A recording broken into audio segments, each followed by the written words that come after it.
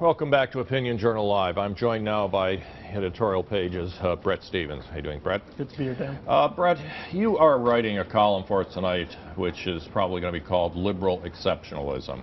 And that's obviously a play on the idea of American exceptionalism. Right. Now, when you talk about American exceptionalism, I guess the one president that you most associate with it is Ronald Reagan, the shining city on the hill, the idea that America is special and different.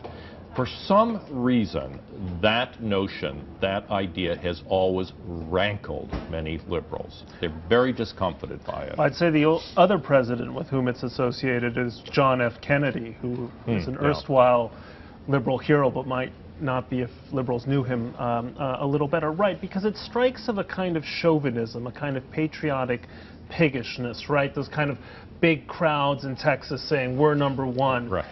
Which is a total misreading, by the way, of the concept of American exceptionalism. American exceptionalism basically says that unlike Germany, unlike England, unlike Russia, we're a country that's founded on an idea, not a bloodline. And that's what makes us exceptional. It's a calling, not simply an assertion of supremacy. So they get it wrong, and yet they have their own concept of exceptionalism. And that's what I'm getting at in this column.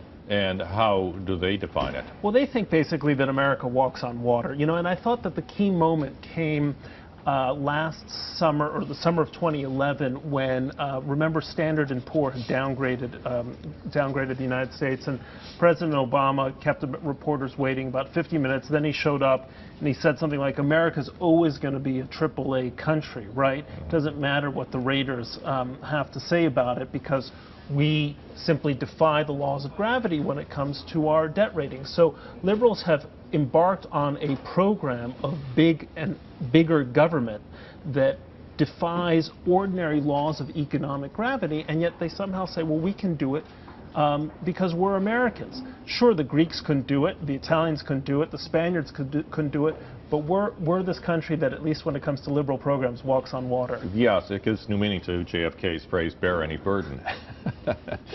There is another, one more. He cut taxes. Yes, exactly. One last aspect, though. This is an idea, this liberal idea emerged in the 1960s and has been with us ever since. And to them, one of the key concepts is the idea of social justice. Right. And their notion is that conservatives' ideas of American exceptionalism does not account for distributing justice equally among everyone in the country. But somehow we never seem to be able to achieve that in their view, that exception. Right, because essentially there's boy, I'm going to get into trouble for saying what I'm about to say. There's a kind of Bolshevism at work there. Yeah. Look, I grew up in Mexico City, and when I was a child, we used to take these periodic trips up to the United States. And one of the things that's very striking when you grow up as an American in a foreign country is just how equitable American society is. You grow up in a two-tier, almost caste system in Mexico, and it's true of much of the world, and you realize that actually social justice is, in some real sense, very much alive and well in the United States, where poor children can become presidents or CEOs as they routinely do. But for the left, of course, it's never enough. It's always about taking away what successful people have achieved and redistributing the wealth, as Barack Obama so famously put it.